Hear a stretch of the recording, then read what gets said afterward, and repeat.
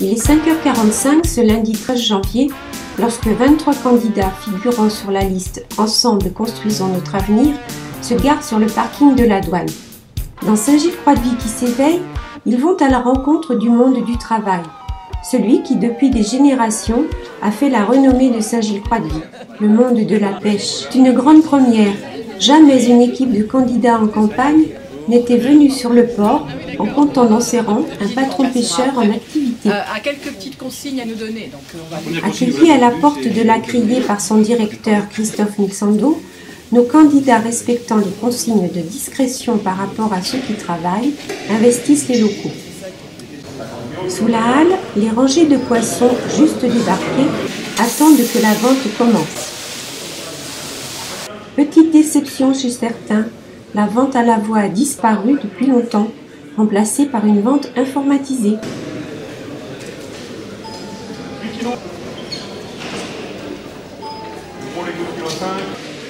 Christophe Mixando explique le travail fait par des employés de la criée et les subtilités de la vente aux enchères.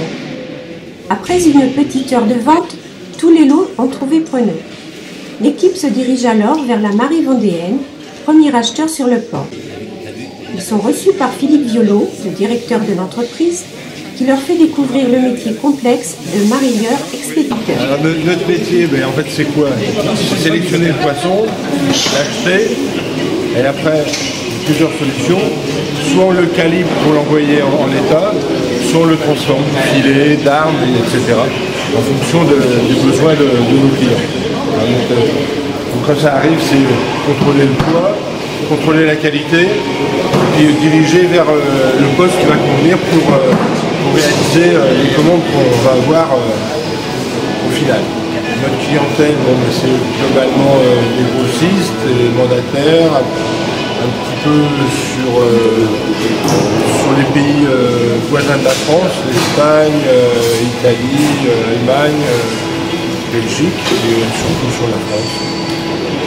La physionomie de notre métier a beaucoup changé depuis 10 ans.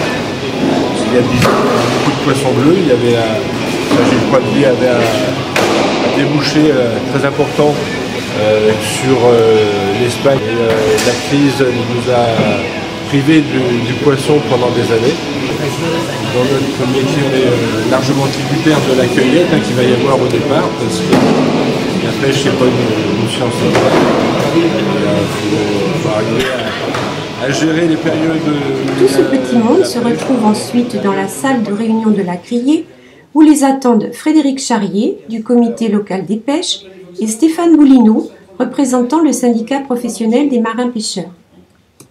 Devant un café bienvenu et des croissants chauds, le débat s'instaure entre les candidats et les professionnels.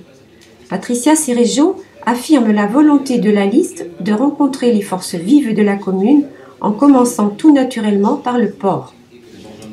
Faisant le tour des grandes questions du moment, les candidats confirment leur soutien sans faille au maintien de l'activité de la criée sur le port, qui, sans elle, perdrait non seulement des emplois, mais aussi un attrait touristique certain.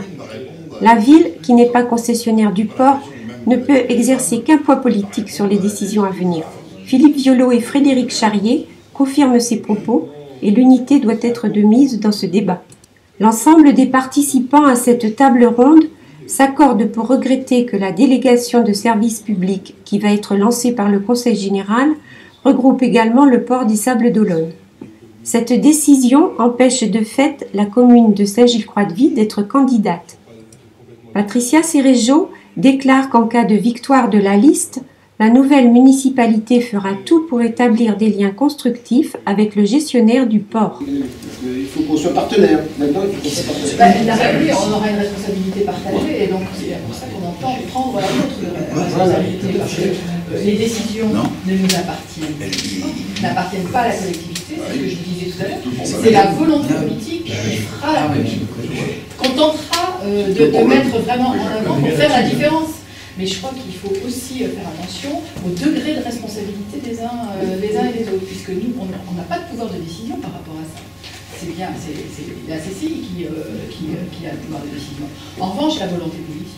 Et si effectivement on casse un peu l'axe, comme vous disiez, Marmoutier, les Sables d'Olonne, La Rochelle, Marche-sur-Lion, hein, oui, on peut l'espérer. Et donc il va falloir qu'on fasse ce travail-là. Et ce travail, on se devra de le faire ensemble. On se devra de le faire ensemble, parce que vous porterez, le travail que vous faites, votre secteur, et nous, on portera aussi l'intérêt de notre territoire. Et quand je parle souvent, quand on parle de Saint-Gilles-Croix-de-Vie au sein de la communauté de communes, je réponds projet de territoire. Après 2 heures d'échange, la liste « Ensemble construisons notre avenir » est repartie plus déterminée que jamais à soutenir le monde de la pêche.